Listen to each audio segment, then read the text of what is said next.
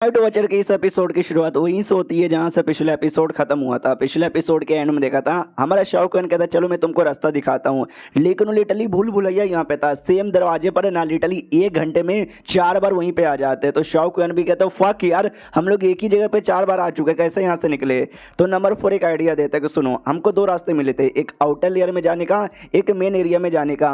हम outer area में जाने की कोशिश कर रहे हैं, मेरे ख्याल से हम आउटर एरिया में नहीं जा सकते, हमको जो मेन एरिया ना, हमको मेन एरिया में जाना चाहिए। जो सुंदर शाहरुख खान कहता है शायद हमको मेन एरिया में जाना चाहिए। तो उनके बीच में एक और कोई बुढ़ा यहाँ पे था जो जोंग को कहता है सुनो, जैसे मेन एरिया में जाएंगे ना तो प्लीज मेन एरिया के अंदर की वाई गेजिंग टेक्निक यूज मत करना। ये वही टेक्निक है जो टेक्निक है ना वॉल लोग यानी सेट के बंदे यहाँ पे यूज करते हैं। तो हमारे शाहरुख खान का ध्यान जाता है, एक सेकंड, ये बुढ़ा, अब ये बुढ़ा कौन है, अब ये बुढ़ा यहाँ पे कब आया। मुझे याद है हमारे साथ जो लौंडा था जो हमको यहाँ पे लेकर आया, उसने बोला था कि हमारी टीम में एक बंदा है जो हमको काफी सारी बातें बताता है, उसके चक्कर में हम यहाँ पर आए हैं, कहीं यही तो नहीं है, क्योंकि लग तो यही रहा है। वो भी कहता सुनो मेरी बात यार, ये तोम का जो मालिक यहाँ पर है बड़ा गजब सा आदमी यहाँ पे था, हो सकता है उसकी आत्मा वात्मा यहीं पर होगा, अगर वैसे में तुमने क्यूआई गेजिंग टेक्निक यूज कर लिया तो गड़बड़ हो सकता है। तो समझ रहे हो ना। तो टीम का जो लीडर था उसको आइडिया लग जाता है कि एक सेकंड, क्यूआई गेजिंग टेक्निक खाली वो सेट के मेंबर्स यानी वॉल लॉक यूज कर सकते हैं, यानी ये लड़की वॉल लॉक है भाई, वॉल लॉक होना कोई छोटी बात नहीं होती, यानी मानना पड़ेगा लड़की बड़ी इंपॉर्टेंट है। तो लड़की भी कहती है ओके ठीक है भाई, तो मैं अपनी टेक्निक यूज नहीं करूंगी।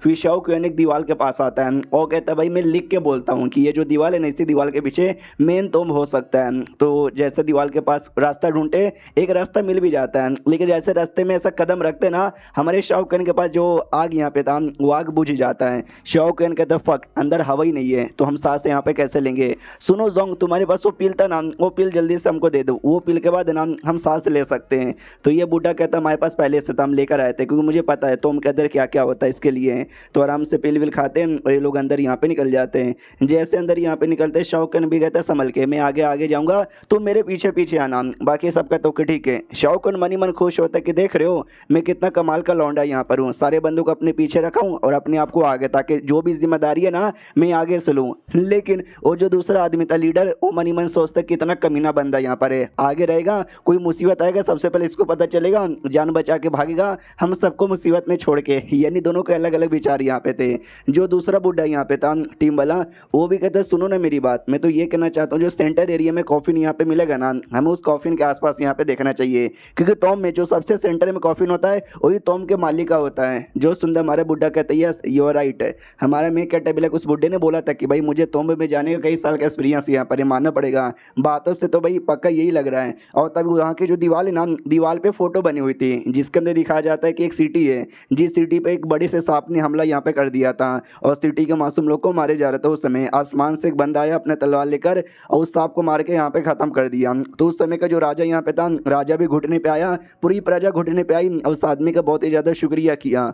हमारा मेन कैरेक्टर भी कहता अच्छा ऐसा यहाँ पर हुआ था भाई, वो सांप इतना बड़ा सांप कोई डेमोन था क्या। जो सुंदर बुड्ढा भी कहता नहीं, दुनिया में आजकल बहुत सारे मॉन्स्टर रह चुके हैं जिनका साइज काफी ज्यादा बड़ा यहाँ पे था, लेकिन एक बात बता दूं, जितने भी डेमोन्स होते हैं ना नॉर्मल डेमोन, उनमें जो 5वें लेवल के डेमोन यहाँ पर होते हैं ना यार, उनके बॉडी के अंदर एक कोड तैयार हो जाता है और ऐसे डेमोन फिर इंसान में भी ट्रांसफॉर्म यहाँ पे हो सकते हैं। तो नॉर्मली वो लोग अपना साइज बड़ा बिल्कुल भी नहीं करते, वो अपना साइज छोटा ही रखते हैं या तो इंसान में ट्रांसफॉर्म होते हैं। तो नंबर 4 भी कहता अच्छा, यानी आपको ये कहने का मतलब है कि भाई जो लेवल 5 के डेमोन्स यहाँ पर होते हैं वो लिटरली कोर उनके अंदर होता है, तो वो लोग नॉर्मली बड़े से साइज में ट्रांसफॉर्म यहाँ पे नहीं होते, यानी ये जो सांप है इसके डेमोन होने के चांसेस ना के बराबर है। जो सुंदर बुड्ढा कहते हैं कि ना के बराबर मैं नहीं बोलूंगा, लेकिन ये डेमोन हो सकता है, लेकिन जो बड़े साइज के होते हैं जो सच्ची में बड़े साइज में फाइट भी करते हैं, वो एंशिएंट टाइम पे पाए जाने हुए गॉड और डेमोन होते थे ना, वो लोग हो सकते हैं। जो सुंदर ये भी कहते हैं यानी एंशिएंट टाइम के डेमोन और गॉड ये शायद वो हो सकता है, क्या लग ही रहा है। अगर इसको कोई इंसान मार सकता है, वो इंसान भी किसी से कम नहीं होगा,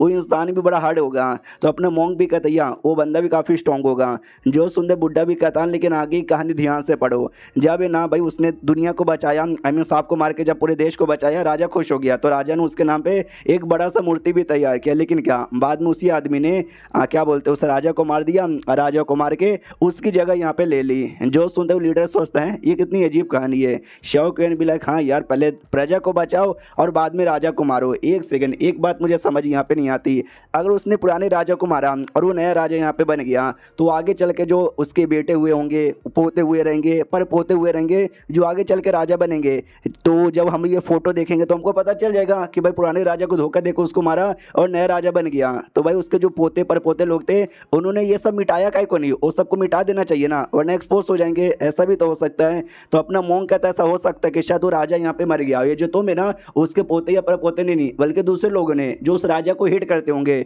उन्होंने बनाया ताकि उस राजा का जो असली चेहरा है ना सबके सामने आए, ऐसा हो सकता है।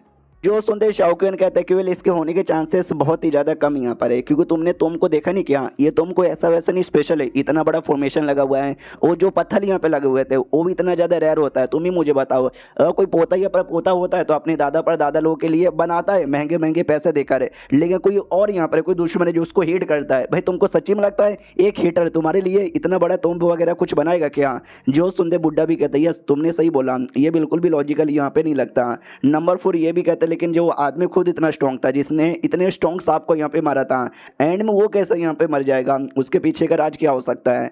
जो सुनते हैं अपना बुड्ढा कहते हैं कि वेल मुझे शायद उसके पीछे का राज यहाँ पे पता है, बेचारा वो जो कैलिमिटी है वो संभाल नहीं पाया। तो शाओकेन कहता है कैलिमिटी? कैसी कैलिमिटी? जो सुनते ये बताता जब तुम दूसरे रैंक पे जाते हो ना, उस रैंक पे जाने के बाद तुमको एक बहुत ही बड़ा ट्यूलेशन यहाँ पे सहना पड़ता है। अगर तुमने ट्यूलेशन यहाँ पे सह लिया तुम रैंक 1 के बंदे बन जाओगे, लेकिन अगर तुम ट्यूलेशन यहाँ पे सह नहीं पाए तो तुम्हारी मौत हो जाएगी। जो सुनते ये भी कहता है अच्छा ऐसा होता है क्या सेकंड रैंक पे जाने के बाद? भाई मुझे क्या पता, मैं तो सेकंड रैंक पे नहीं गया हूँ। तो शाओकेन मनी मन सोचते कि एक सेकंड, वो जो फीमेल नेशनल टीचर यहाँ पर है वो यहाँ पे जा चुकी है, लेकिन उसका थोड़ा सा अलग तरीका है ना, जिसके लिए उसको लिटरली जरूरी नहीं है कि बिजली बिजली सहना पड़ेगा उसका, ताकि भाई उसको पूरी डिज़ायर फॉलो करने पड़ेंगे, सेक्स करने पड़ेंगे, जो वो नहीं करती, जिसके चक्कर में उसको अफेक्ट यहाँ पे पड़ता है। वो अब सारा लॉजिक यहाँ पे समझ आ रहा है। तो अपना मोंग भी कहता अच्छा तो आपका ये कहने का मतलब है कि बिजली बिजली आया, बेचारा सह नहीं पाया और उसकी मौत हो गई। जो सुनते ही बुड्ढा कहते यस उसकी मौत यहाँ पर हो गई, यानी मुझे नहीं लगता वो आदमी इस तोम का मालिक यहाँ पर होगा, तोम का मालिक कोई और यहाँ पर है जो भी शायद सच्ची में उसको हिट करता होगा और उसने यहाँ पे बनवा दिया होगा। मेन मकसद उसको बनवाने उसके लिए बनवाने का नहीं था, मेन मकसद कुछ और है, लगे पैर उसने उसका भी बेइज्जती यहाँ पे मार दिया। सारे बंदे कहते चलो एटलीस्ट उसका तोम नहीं है तो उसकी आत्मा यहाँ पे नहीं आएगी। फिर शाओकेन कहते चलो अभी हम सेंटर एरिया में नहीं गए, सेंटर एरिया में जाना चाहिए। रास्ते में कैंडल दिखाई देता, बड़े बड़े मोटे मोटे, ऐसा कैंडल अगर तुम आग लगा दोगे ना कई सालों तक यहाँ पे जलते ही रहेंगे। उसके बाद आगे किसी की हड्डी भी थी जो देख के इनके गोटे मुंह में आ जाते हैं। फिर फाइनली जो तोम का सबसे सेंटर एरिया, जिस सेंटर एरिया में मेन कॉफिन है ना, उस कॉफिन के पास आ जाते हैं। जैसे कॉफिन के देखते नज़ारा देखते हैं। नंबर 4 भी कहते वेल मुझे तो समझ नहीं आ रहा बुड्ढा, तुमको कुछ समझ आ रहा है क्या? बुड्ढा भी कहता वेल मुझे समझ यहाँ पे आ रहा है, जिस एरिया में ये लगा है, जैसा भाई पत्थर यहाँ पे लगा हुआ है, जैसा एरिया बाहर यहाँ पे था, जैसा आइटम यहाँ पे यूज किया है। मोंग कहती ओ माई गॉड, ओ मोंग नहीं भाई अपनी जोंग कहती ओ माई गॉड ऐसा कैसे हो सकता है? नहीं नहीं नहीं नहीं भाई ये गलत हो रहा है। अरे फक यार मुझे सारी बातें समझ आ गई। बाहर का जो लेआउट था, अंदर का जो लेआउट है, अंदर जैसे बना हुआ है भाई, ये सारी अरेंजमेंट है ना एकदम फिक्स वे में किया गया है। ऐसे फिक्स वे में अरेंजमेंट करवा के कुछ सालों के लिए उस एरिया में अगर तुम डेड बॉडी रख दोगे ना भाई वो जिंदा हो जाएगा और रिवाइव हो जाएगा। यानी कि ऐसा तो नहीं है कॉफिन में जो लाश है उसको जिंदा करने की प्लानिंग चालू है और ये चैप्टर यहीं पे खत्म हो जाता है। लेकिन किसकी लाश है कॉफिन के अंदर? क्या उसी आदमी की या किसी और आदमी की? कौन जिंदा करना चाहता है? जानने के लिए इंतजार कीजिए अगले वीडियो का जो कि आएगा कल। जब तक के लिए बाय बाय।